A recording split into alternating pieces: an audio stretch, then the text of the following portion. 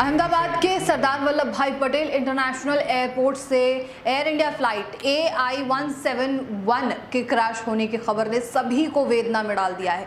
Take off के महज 5 minute बाद ही ये फ्लाइट क्रैश हुआ और मेघानी नगर स्थित रेजिडेंस डॉक्टर्स के हॉस्टल पर जा गिरा।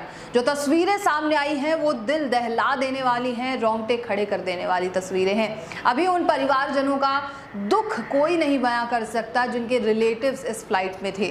सभी क्रू मेंबर्स और पैसेंजर्स के परिवारों का दुख बयां करना बेहद ज़्यादा मुश्किल है। इस हादसे को लेकर प्रधानमंत्री ने भी संवेदना व्यक्त की है। उन्होंने लिखा है, अहमदाबाद में हुई त्रासदी ने हमें स्तब्ध और दुखी कर दिया है। ये शब्दों से परे दिल दहला देने वाली घटना है। इस दुखद घड़ी में मेरी संवेदनाएं इससे प्रभावित सभी लोगों के साथ है। मैं मंत्रियों और अधिकारियों के संपर्क में हूं जो प्रभावित लोगों की सहायता के लिए काम कर रहे हैं। प्लेन में 169 भारतीय, 53 ब्रिटिश और 7 पुर्तगाली और 1 कनाडाई नागरिक सवार थे। प्लेन में 12 क्रू मेंबर्स, 2 पायलट समेत और 230 यात्रियों सहित कुल 242 पैसेंजर सवार थे। मेडे मेडे मेडे का भी अनाउंसमेंट किया गया। इसका उपयोग ज़्यादातर लाइफ थ्रेटनिंग इमरजेंसी को इंडिकेट करने के लिए किया जाता है।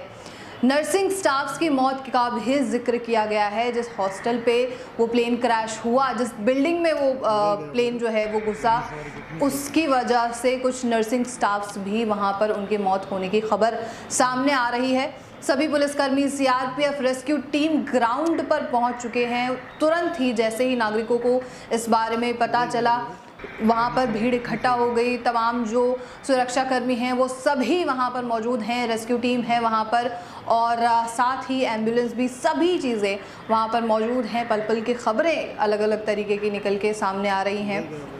मीडिया रिपोर्ट्स में बताया गया है कि पुलिस कमिश्नर GS मलिक का बयान आया है कि किसी के भी बचने की संभावना नहीं है। ये खबर किसी को भी शोक में डालने के लिए काफ़ी है। मुख्यमंत्री भूपेंद्र पटेल भी खबर आने के बाद ही मौके पर पहुंचे और जायज़ा लिया। उन्होंने प्लेन हादसे का असल कारण क्या है ये समझ आना बेहद मुश्किल है।